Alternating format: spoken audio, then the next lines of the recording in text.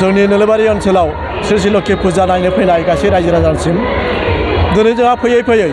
1970 मायथाइनिफ्रायनो लोक्षि फुजाखौ फाथिदों गिबियावनो होमबा जों उन्दैमोन नाथाय दासिम दा 54थि बोसोर जाबाय खोब गाजा गोमजायै खुंगासिनो जोंनि नलबारि जौगालु आफादजों जोङो लोक्षि कमिटि साब कमिटि दाना होयो बेबायदिनो दासिम सोलिगासिनो दङ गोबां रायजो राजा दङ बाव जोंनि बे नोलोबारि ओनसोलाव गोबां जातिफोर दङ बर' मिसिं सनवाल देउर आरो नेपालि आरो सत्रुधर गोबां माहारियारिफोर दङ गासैबो ज' जालायना जों बे लोक्षि फुजाखौ खुङो आरो लोगोसे गोबां धोरोमारिफोरबो दङ थेवबो जों खौसे जाना दा दिनैसिम खुंगासिनो दङ जेबो नांलाय खमलाय गैया खोब गोजोनै मादों आरो देग्लाय बिराद साबसिन जाबावदों थांनाय बोसोर जेरैबायदि जादोंमोन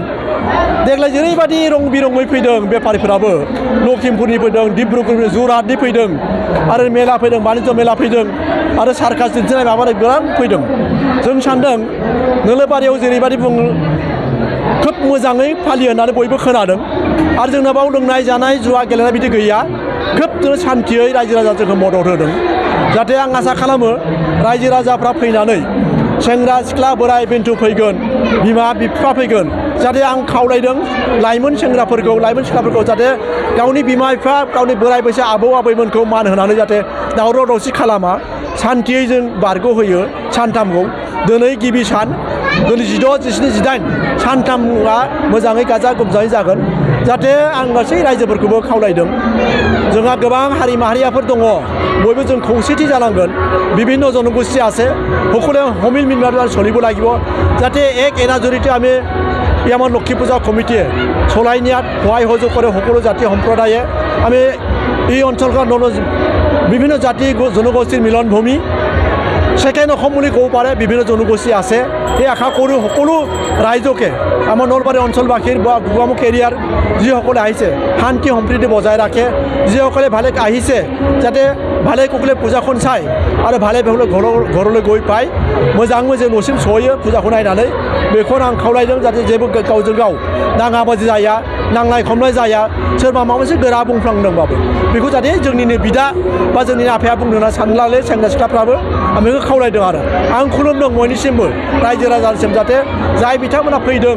मोजाङै शान्तियै नायनानै गाव गावनि न'आव मोजां शान्ति सहैयो बेखौनो आफा अबंगसे आरज गाबदों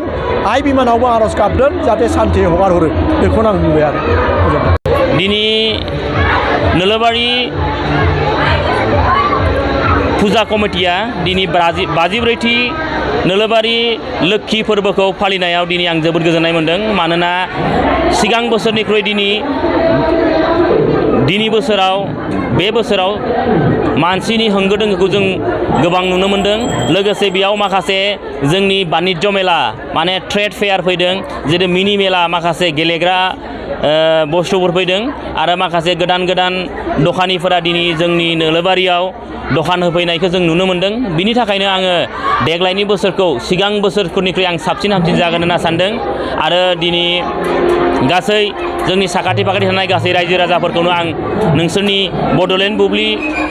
निउस पर्टेलनि थ्रुयै आं खावलायहरनो सान्दों जाहाथे बयबो न' सिङाव जिरायना थायालासिनो दिनै जोंनि नोलोबारि लोक्षि फोरबोखौ नायनो थाखाय आरो खुलुमनो थाखाय आइ बिमा लोक्षिनाव बोर बिनो थाखाय बयखौबो लैहोर फैगोन होननानै आं नोंसोरनि निउसनि थ्रुयैनो बयखौबो आं खावलायहरनाय थाबाय आफादनि जानानै गोजोन्थों आरो आङो गासै रायजो राजाफोरनि थाखाय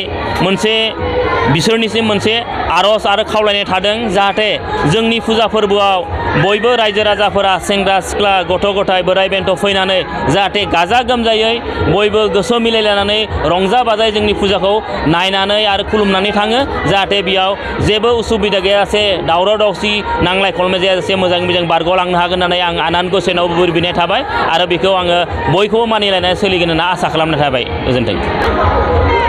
जयते बड'लेण्ड बुब्लि निउज चेनेलলৈ नलबारि पूजा उद्योक्ता समिতিৰ তৰফৰ পৰা ধন্যবাদ তথা কৃতজ্ঞতা জ্ঞাপন কৰিছোঁ আমাৰ নলবাৰী শ্ৰী শ্ৰী লক্ষী পূজা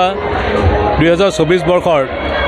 এই বছৰ যিটো শ্ৰী শ্ৰী লক্ষী পূজা এই পূজাত খুব সাফল্যমণ্ডিতভাৱে সকলো ৰাইজৰ সহযোগত বিভিন্ন জাতি জনগোষ্ঠী ইয়াতে বড়ো, মিচিং, ৰাভা, সোণোৱাল আদি বিভিন্ন জনগোষ্ঠীৰে ভৰপূৰ সংস্কৃতি এটা মিলনৰ সমন্বয়থলীলৈ পৰিণত হৈছে। আমি দেখিবলৈ পাইছোঁ ইয়াতে বিভিন্ন ব্যৱসায়ীসকলে ইয়াত ব্যৱসায় কৰাৰ লগতে ইয়াত ট্ৰেড ফেয়াৰ ইয়াত ব্যৱস্থা কৰা হৈছে আৰু বিভিন্ন খেলা সামগ্ৰী ইয়াত মিনি বজাৰ